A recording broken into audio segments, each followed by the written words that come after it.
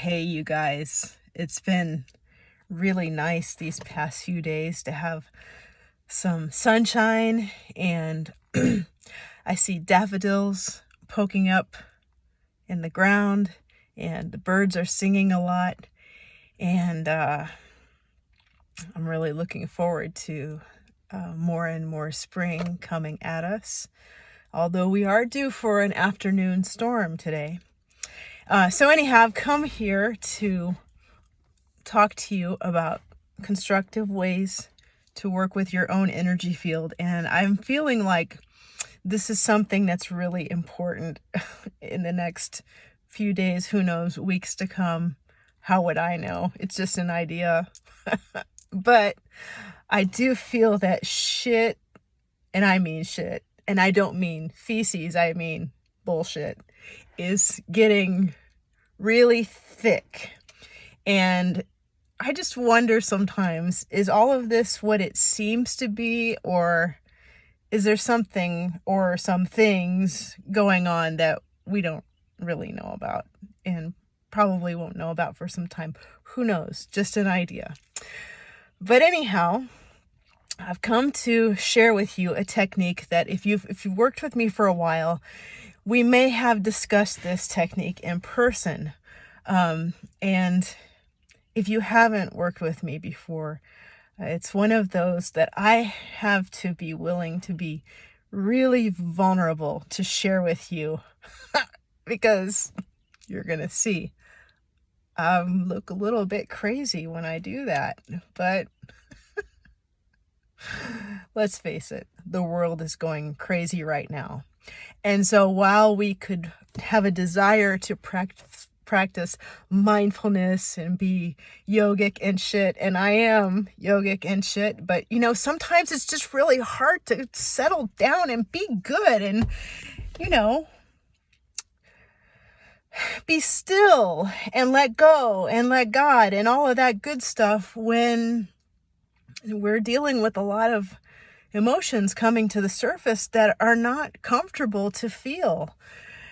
So what do we do with that? What do we do with those moments where it's like, oh, dear God, please come help me. But God, I just don't believe that you can do that. Oh, but please, God, please come help me. Oh, but fuck it, God, I just feel like shit. I'm so fucking frustrated by all of this bullshit that's going on in the world. And I'm worried about feeding my kids, and I'm worried about my money, and I'm worried about losing my job, and blah, blah, blah, blah, blah. And it goes on and on and on, and it just doesn't seem to settle down when it's that vicious cycle of fear that's out of control.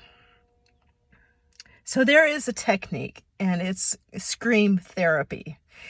And the idea here is that you want to move all of that energy from inside your body. Don't stuff it down. Don't let it create more sense of dis-ease within you. You got to release it. Now, do you have to intellectualize it as you release it? No, it's better if you don't. It's better if you just say, look, I see this, whatever it is I'm sensing, I'm feeling inside me. I see it, I feel it, I perceive it just as energy.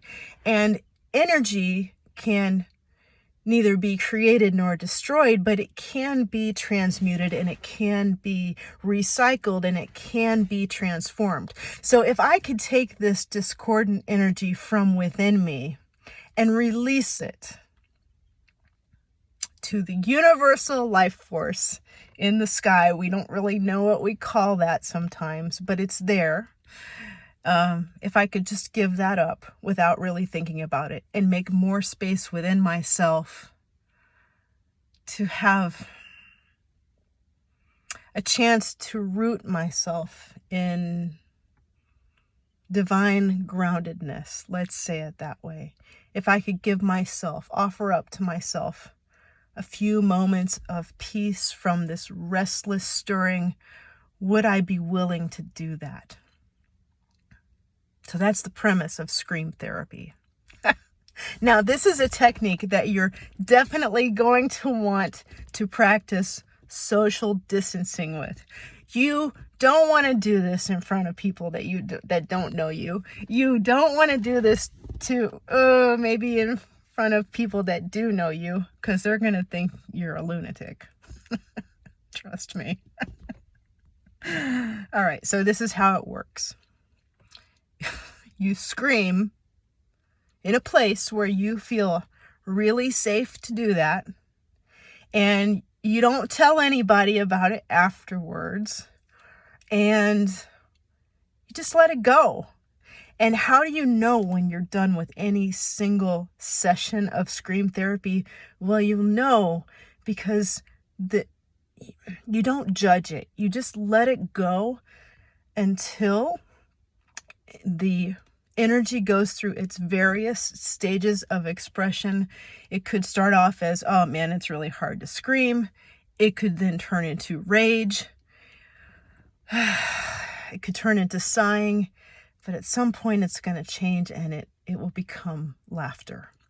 And so that's the premise of it. Now, I did choose a place where I am very socially isolated right now, and I am in a cemetery, and people don't really care about what I do here. I often come here to run intervals, but nobody's watching me here except for you.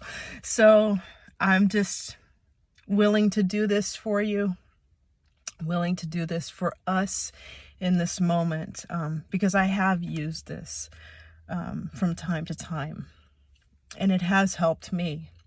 And I know that if you're willing to be vulnerable with yourself, it will help you too. Okay, so here we go. Don't look.